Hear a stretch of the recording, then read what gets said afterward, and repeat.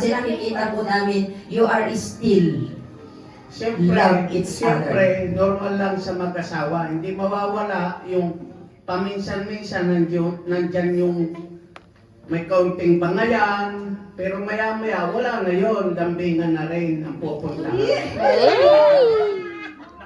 nga eh. Hindi naman siguro makakaapat kung may force bangayan lang. Yun, siyempre may happy time din. Oo. Oy, nag-react yung anak. Hindi mawawala yung sa mag-asawa, yung laging paminsan-minsan nagtatampuhan. Siyempre, kung alam mong magmahal, yung inyong pagtatampuhan, mawawala din yon. Yeah. Kung alam mo lumambing, kung ano, hindi tatagal yung inyong tampuhan. Pwede ako magtanong, Pastor. Yes po. Kasi kasali ka din. Sino ba ang dapat unang magpatawad? Ang lalaki o babae? Pahumbag. Lalaki. Magpakumbaba. Kapag nag-aaway, sino unang nagsusorry? Lalaki. Unang nagsusorry? Sadya. Ba't kayo sumasagot? Eh silang tinatanong. Para sa akin, ang dapat ang babae. Kasi alam mo, ay tandaanin natin sa buwan ng Panginoon, mahalin natin ang inyong mga asawang lalaki. Baliktad. Baliktad. Siya ang haligi ng tahanan. Maglatan mo, mama!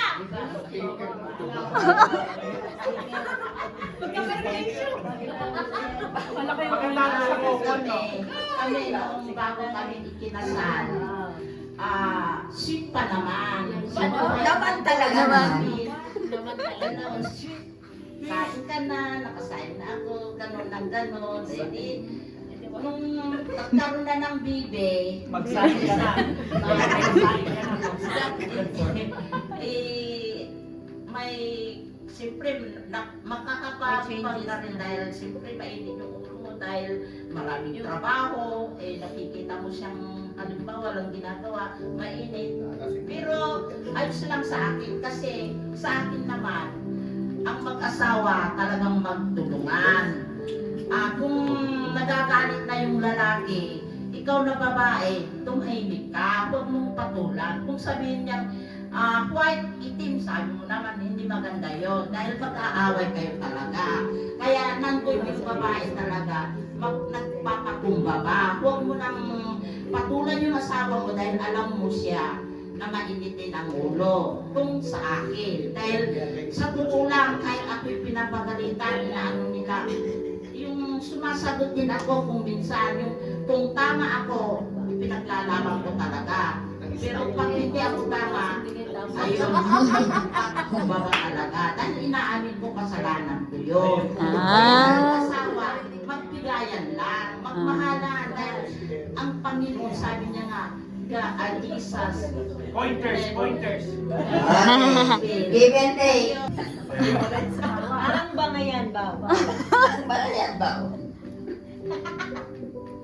Bago pa yung yung kasal, nung prepare na yung kasal, Meron ng bangayan. may bangayan na. Tama naman. May bangayan na. Minsan nangyayari. May bangayan na kami kasi ang daming request ng babae, sa part ng babae, mga ganon. Makalutin, dautin, Ang ano. dami yung dote na sinasabi, di ba? Dote. Kung wala namang maibigay na material na yung halimbawa, lupa, di pera. Pera. Sabay dote na tinatawag, hindi namin kaya ng dote kasi hindi naman kami mayaman, kami na hamak na magsasaka lamang, tatanim lang kami, wala pa kami isang hektaryang na tinataniman. So, ibig sabihin, sure, kung ano yung kaya namin, yun ang pwede namin bigay na regalo o kaya dote sa part ng babae.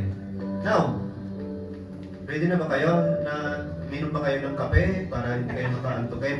Okay, go. So, pangayan, so,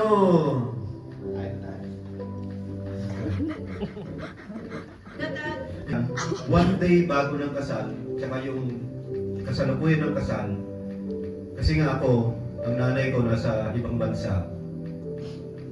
Ang sumusuporta lang sa akin, yung aking lolo, siyempre, tsaka yung aming, siyempre, kasama na doon ang tatay ko. Yung gabi pa lang, yung bisperas ng kasal, may problema na. Buti na lamang mayroon akong ninong na kumpare ng aking tatay na mayroong sasakyan na tumulong sa amin. Na-late ako. Habang ako'y naliligo, kasi may bisperas pa, di ba? May mga sayaw-sayawan sa gabi. Nag-brown out. Walang ilaw. So, ibig sabihin, kontrolado yung galaw.